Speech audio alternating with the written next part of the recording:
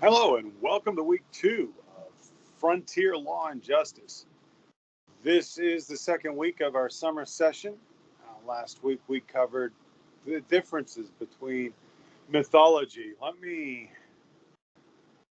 change this to the chat room so that I can see if any of you are in here asking questions. But we are recording this for you to participate in later. If you have any questions about my lecture or about this, you can ask them in the Falcon's Nest Cafe or in the Ask the Prof, which can, both of those discussion groups can be found on the homepage of our class, CCJO 3389. So last week we had our two discussions, our introductions and the identifying myths and why we really needed law enforcement to help, quote unquote, tame the West. I'm here to tell you that most of you did very well. Let me give you the rules on discussions because there are no tests in this class. You have a research project, and you have the final, and you have the weekly discussions. This week you have two discussions, but in the discussion I want you to answer the entire question. Most discussions have at least two questions. Make sure that you answer all of those two questions in your original post. You will not be able to read anybody else's posts until after you have posted your original post. Make sure that that original post has been cited from the information in the videos that I provide in this lecture, through the articles that I provide, or any of the available recommended readings. Make sure that you cite your sources where you gain that information. This is an academic class, and in rules of academia, there are no new original thoughts. Everything came from somewhere else. So what influenced your thoughts? Make sure that you cite those. You are required to respond to at least two of your fellow students in a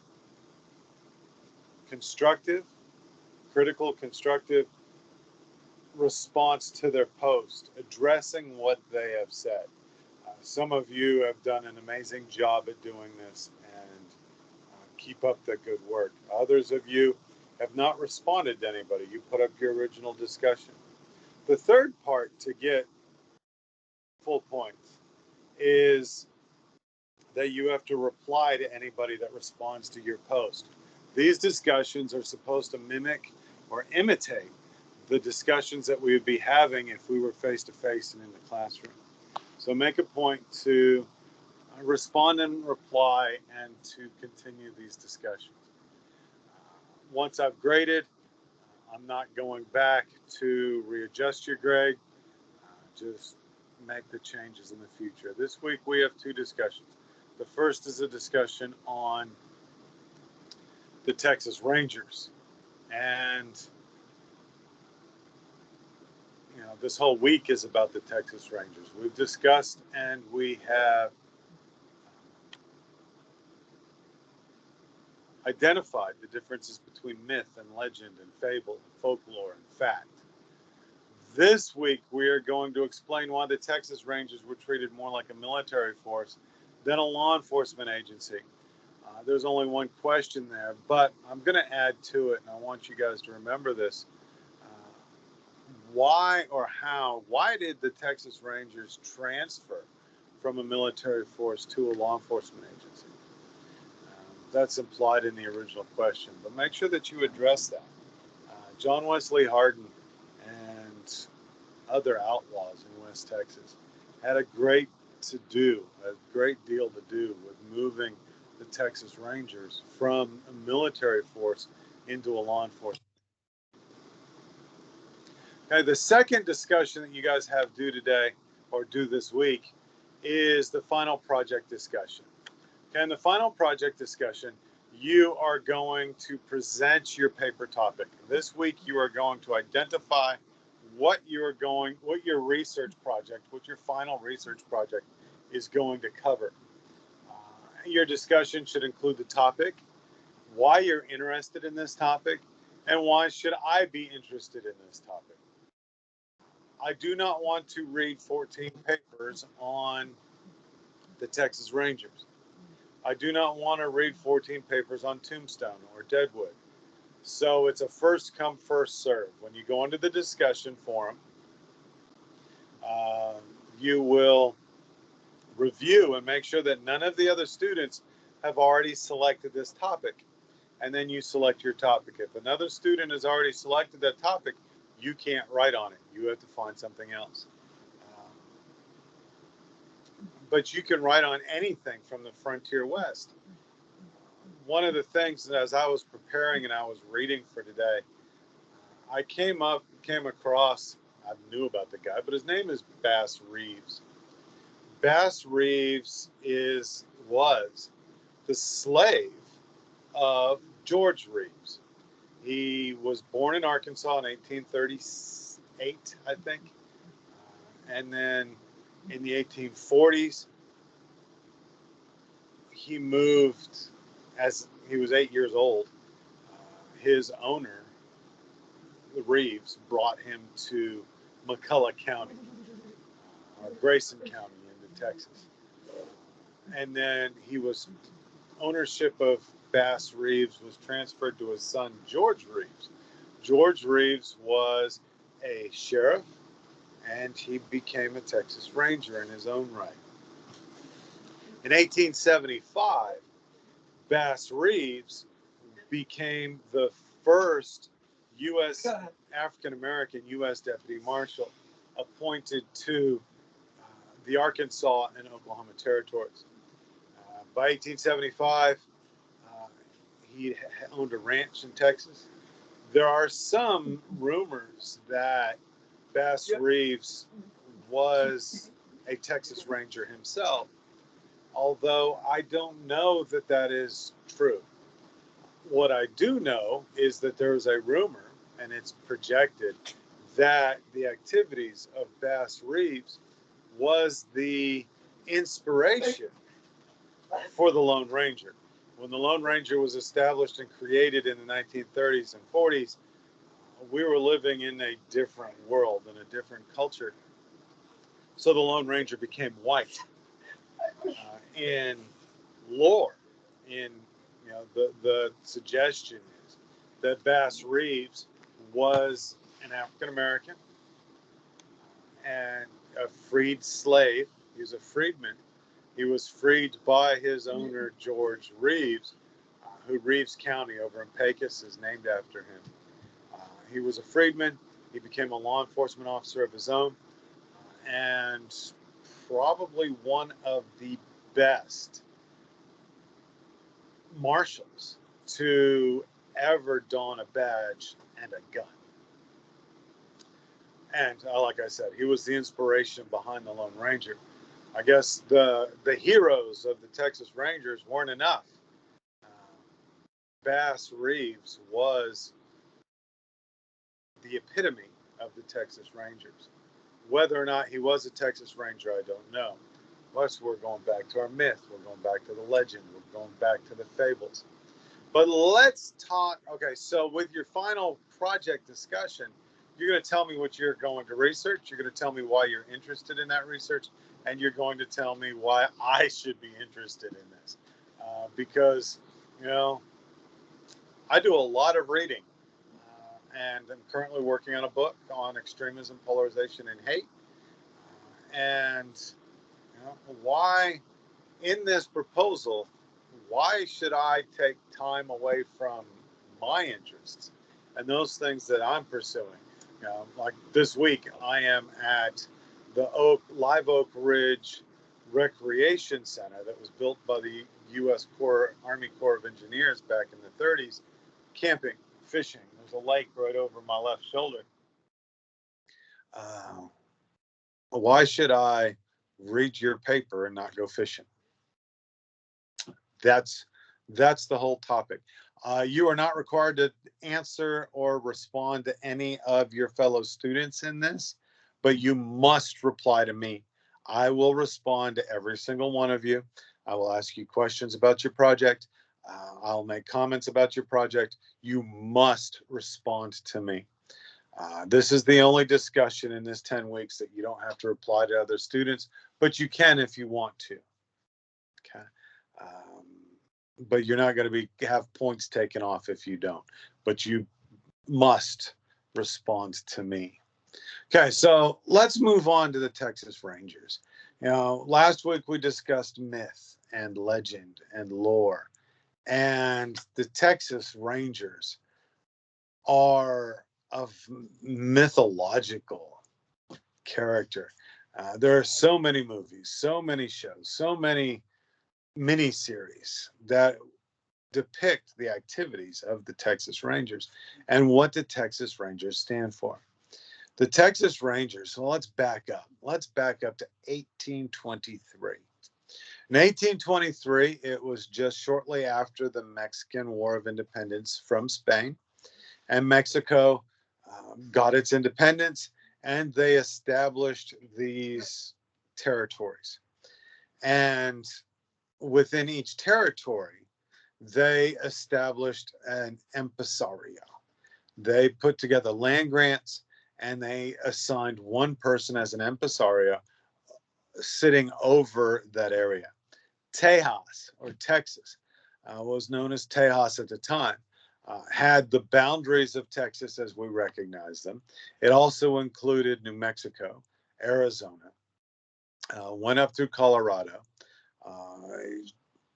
Idaho, Wyoming,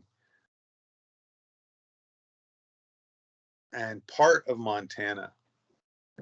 So Texas itself, Tejas itself, covered, from the northern border to the southern border was Texas.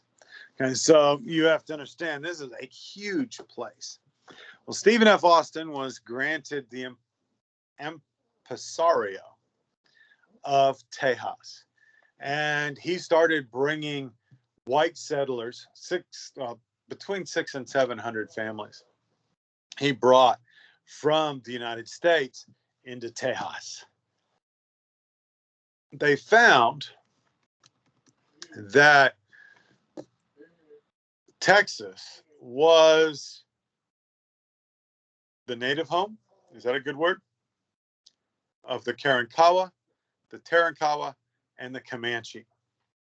And when you got way out west in the El Paso area, west of Odessa, you also had some Apache.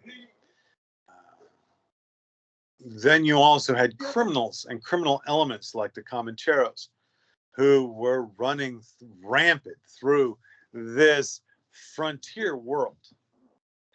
But for the most part, the Native American tribes, these three groups of Native Americans, were fierce Plains Indians. They did not like the homesteading that was going on.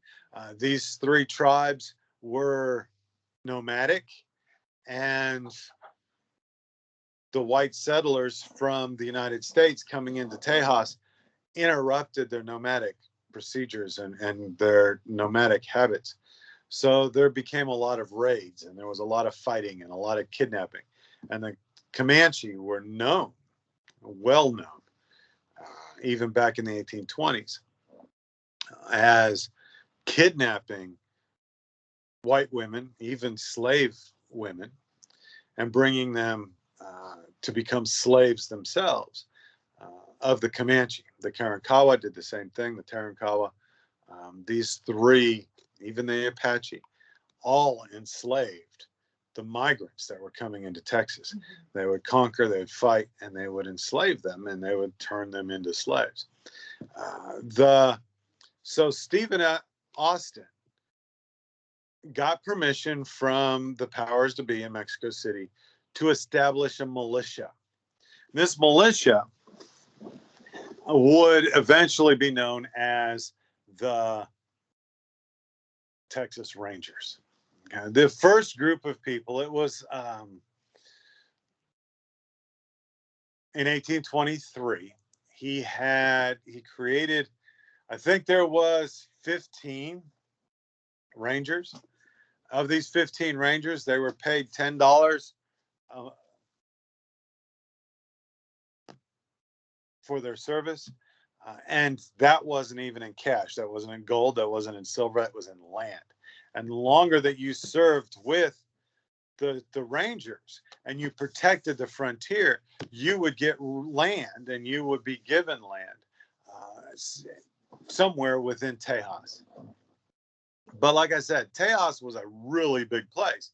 You know, it went from the Rio Grande River to Canada. It went from Texarkana. It went from Louisiana to El Paso. Actually, beyond El Paso to Phoenix. It was a huge swath of territory. So what these 15 guys would do is they would go out to different parts of Texas. And they would recruit ranchers and farmers and lawyers and dentists. And they would compel them into service for a period of time to fight whatever threat there was, whether the threat was the Native American tribes or the Comancheros or outlaws like John Wesley Hardin or Sam Bass or whomever. From 1823 to 1835, during this time where Mexico ruled Texas, the Texas Rangers were there to protect the settlers, Hispanic and white and black, from the Native American tribes.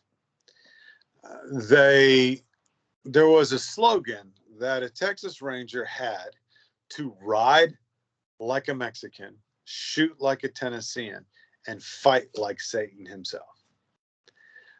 The Texas Rangers received, or they earned, this reputation as being the best horsemen, being the best riflemen, being the best fighters of all.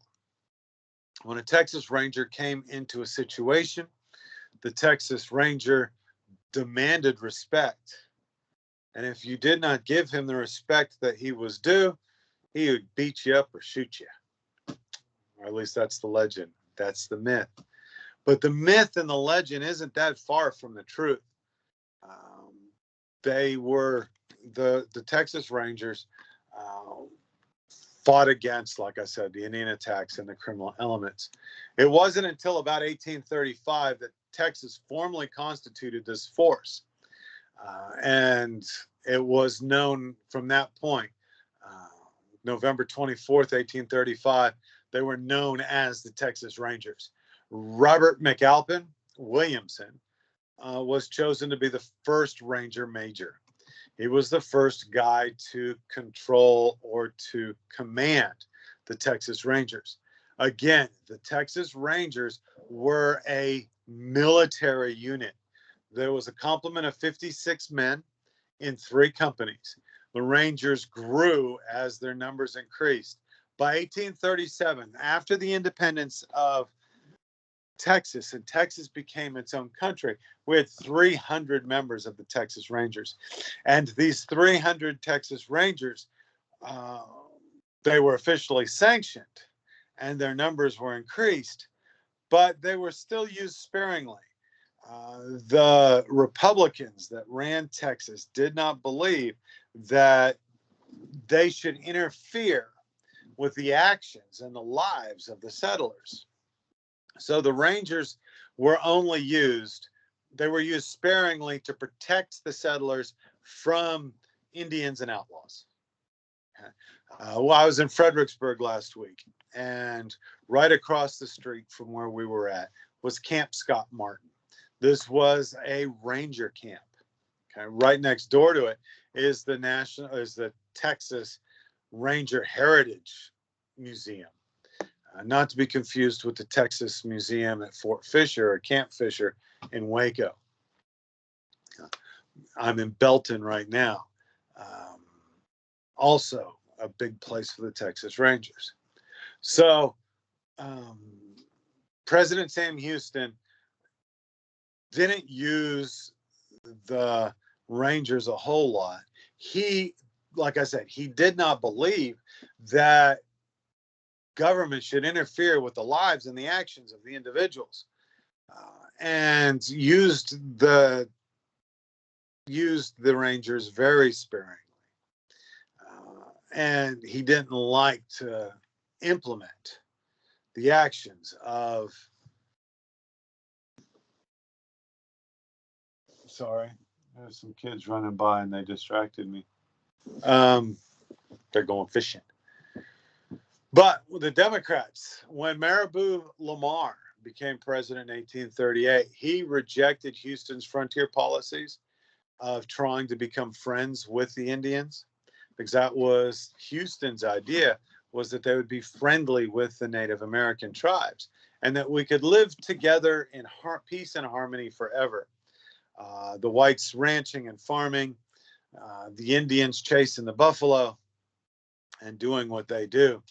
Lamar was a big believer in manifest destiny, and he believed in the annihilation and the conquering of the land of Texas. And he started, the Texas Congress allowed him to recruit 8 companies of mounted volunteers and maintain a company of 56 Rangers. A month later, he provided 5 companies in Central and South Texas to fight against the Karankawa and the Tarankawa and the outlaws. They had not reached out into West Texas yet, but you could see the progression of the force. And until 1946, this became the policy. Lamar created and started a full-fledged, all-out war against the Native Americans, and successfully participated in a number of battles himself, including the Council House fight in San Antonio, the raid in Linville, the Battle of Plum Creek. These are all great Ranger fights where President Lamar himself took the battlefield. His administration over the Texans had severely damaged the strength of the most powerful Indian tribes, and he put the tribes on the defense. Eventually, they would force this Texas would force all of the Indians into Oklahoma. Now, it was, again, after the establishment and of the Indian Wars, when Texas became part of the United States. When Sam Houston was reelected in 1841, he saw the effectiveness of the Rangers, and he approved that officially provided for the company of mounted men to act as Rangers for the country, the Republic of Texas. There were 150 Rangers under Captain John Coffee Hayes. And John Coffee Hayes is probably the most famous of the Texas Rangers. There's Bigfoot Wallace, there's Sam Walker, there's Robert Addison, there's Robert Addison Gillespie. There's a lot of Robert Addison ran and led the Gillespie Rifles during the Civil War. There were a lot of famous Rangers who helped bring about, I know civilization is going to be a wrong word because the Native Americans were civilization, and the mere connotation that, Texas was uncivilized before these guys showed up is a wrong statement. That adds to and leads to the myth and to the legend of the Texas Rangers. The Texas Rangers were fiercely independent. They believed in individualism. They said what they meant what they said, and they never said anything that they did not believe in. And they believed in Texas. Above everything else, they believed in Texas. Okay, so Jack Hayes, um, John Coffey, also known as Jack Hayes, would lead his Rangers even into Mexico, chasing outlaws, chasing the Indians, trying to um, make life safe for the Hispanic, the white, and the black settlers that we found in East Texas. Okay, so John Hayes was responsible for improving the quality of the recruitments and initiating tough training programs for the Rangers and initiating the esprit de corps. Okay, once a Ranger, always a Ranger. One riot, one Ranger. These attitudes that we had and that we found were a part of making Texas what Texas is today. The mythology of the Texas Rangers and the fierce fighting attitude and the strict adherence to individualism and individual responsibility that we found within the Texas Rangers was a reflection of Texas itself. Okay, so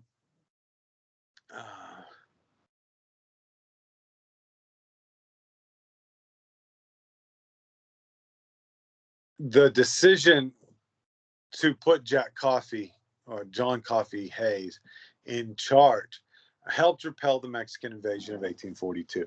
Okay, the Mexican army, Mexican military tried to take Texas back in 1842, and the Texas Rangers repelled that. And they kept asking for help because they couldn't do it by themselves. Eventually, the Mexican-American War in 1846, Texas joined the United States, which brought the force of the U.S. military into Texas. And in the Mexican-American War of 1846, the U.S. military used the Texas Rangers as scouts, and the U.S. military invaded Mexico and even conquered Mexico City and defeated the capital. But that wasn't the idea or the goals of the American people at the time. And the president, I think it was Johnson, said, okay, as part of our peace, we are taking Texas at the Rio Grande. We're taking New Mexico. We're taking Arizona. We're taking California. And we'll pay you for California. We will withdraw to the Rio Grande River and to this border. We will let you have the rest of Mexico back. In my opinion, in 1846, if the Manifest Destiny philosophy was in place, after the defeat of Mexico, the United States probably would have annexed Mexico, at least down to Mexico City, and turned it into another state and make it part of the United States. But there were a lot of celebrated Ranger captains, which I've already discussed. Bigfoot Wallace, who was from Kentucky, Ben McCullough, Samuel Walker, Robert Addison. These were all famous Rangers who led, and then there was Deaf Smith. Deaf Smith was part of the Revolutionary War. If you get the opportunity, there's a I think it's a six-part TV show, a miniseries called Texas Rising that covers a lot and talks a lot about the Texas Rangers, which is pretty accurate. Texas officially became part of the United States in 1846, like we said. After the war, the Texas Rangers were called to assist the American Army and received worldwide fame as a fighting force. They were a mounted cavalry, riflemen, and this is where they received the nickname. The Mexicans would call the Texas Rangers Los Diablos Tejanos, loosely translated into the Texas Devils. because, like I said at the top, Texas is uh, Texas is a they ride like Mexicans, they shoot like Tennesseans, and they fight like Satan himself. Okay, when the Mexican War ended in 1848, the United States assumed responsibility for protecting the Texas frontier, and having no official function, the Texas Rangers went into decline.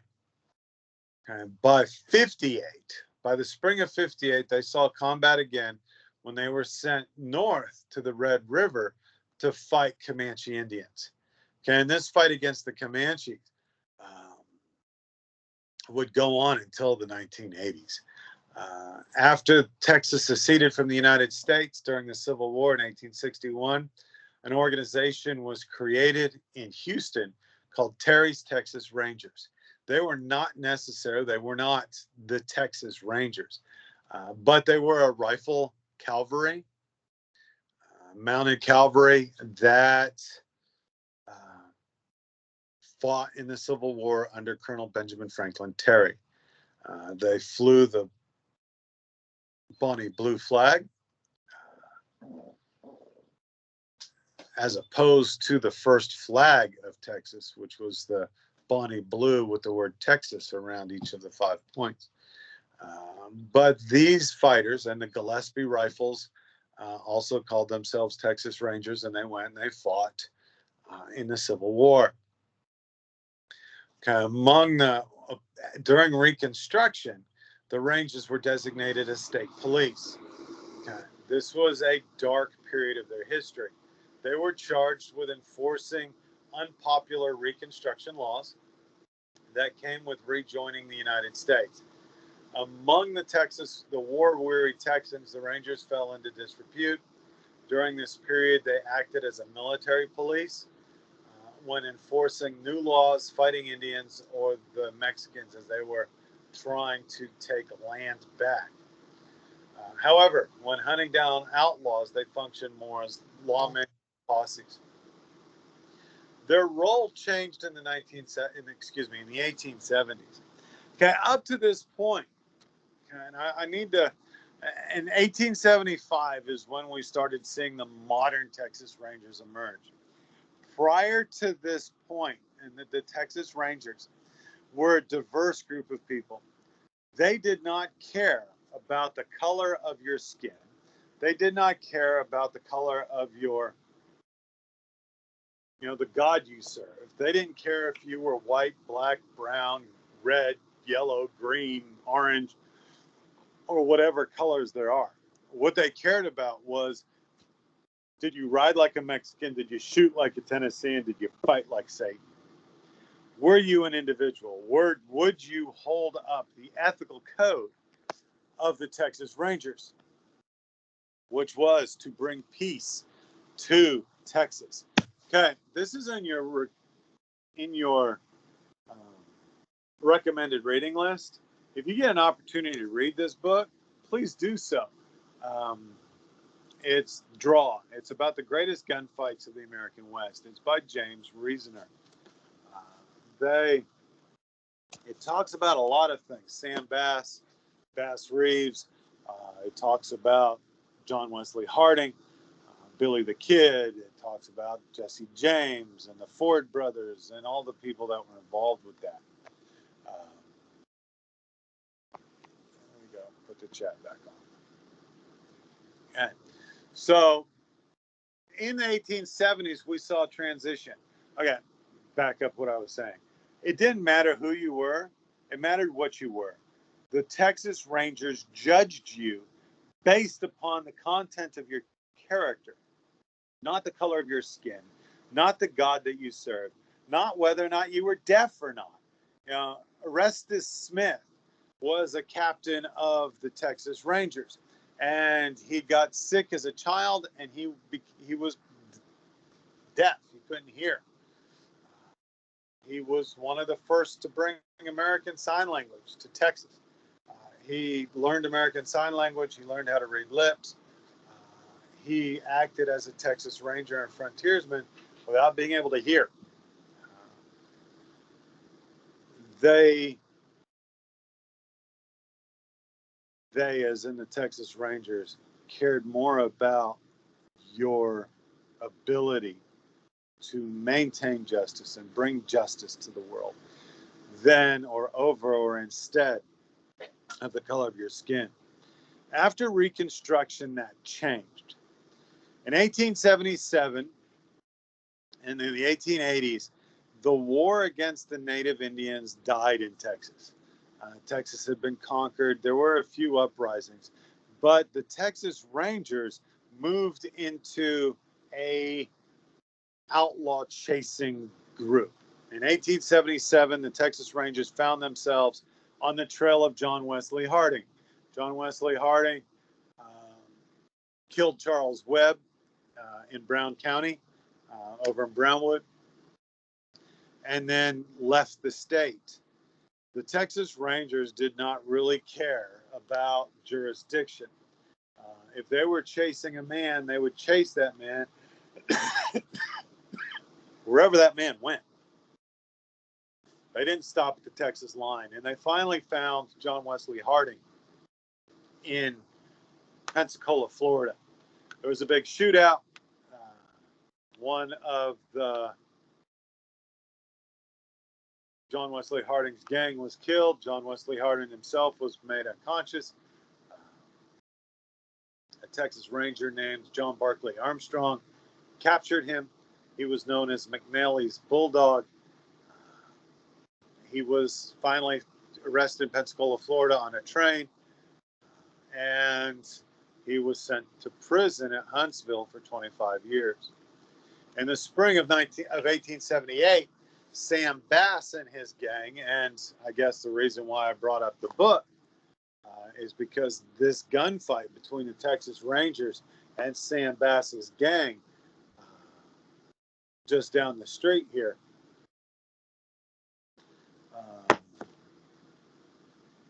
Actually, it was in Round Rock, which is just down the street here.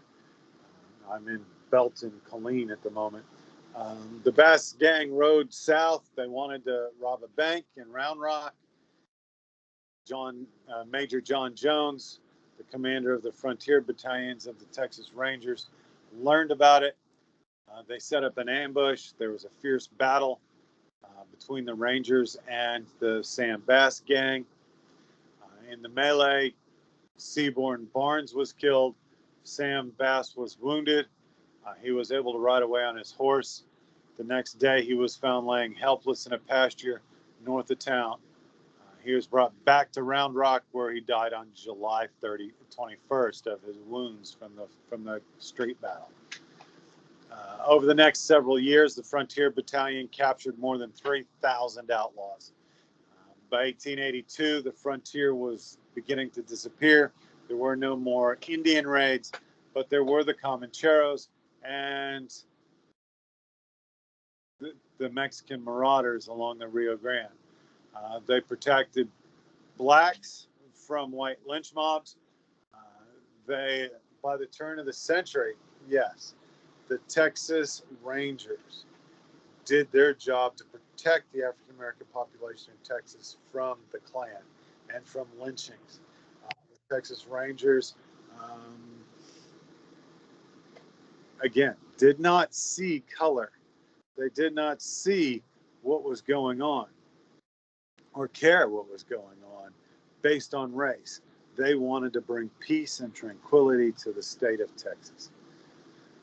They got to fight against Pancho Villa. During World War I, the Texas Rangers were hired to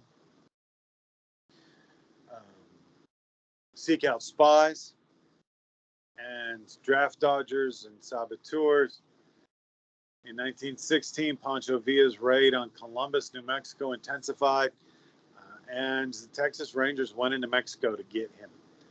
They did everything they could do. As the regular Rangers, along with hundreds of special Rangers appointed by Texas governors, killed approximately 5,000 Hispanics between 1914 and 1919, which became a source of scandal and embarrassment. They believed that these Mexicans were working for Pancho Villa, and Pancho Villa had a death warrant on his head. In order to restore public confidence, the Texas legislature overhauled the force in January 1919, but not before a bunch of sordid tales of Ranger brutality emerged. Soon the 4 companies of Ranger recruits were cut from 20 to 15. After the enactment of Prohibition in 1920, the Rangers' primary focus was patrolling the Rio Grande against tequila smugglers and cattle rustlers. During the Great Depression, they chased bank robbers, where the next famous Ranger was, and that was in 1934. Frank Hammer was hired by Texas Department of Criminal Justice to arrest Bonnie and Clyde. Hammer himself had been fired. He'd been laid off by Governor Ferguson and was unemployed. He was a drunk. But he was asked by the head of the Texas prison system, who was a friend of his, to track down Bonnie and Clyde. Even though there was no death warrant for Bonnie, he, along with law enforcement from Louisiana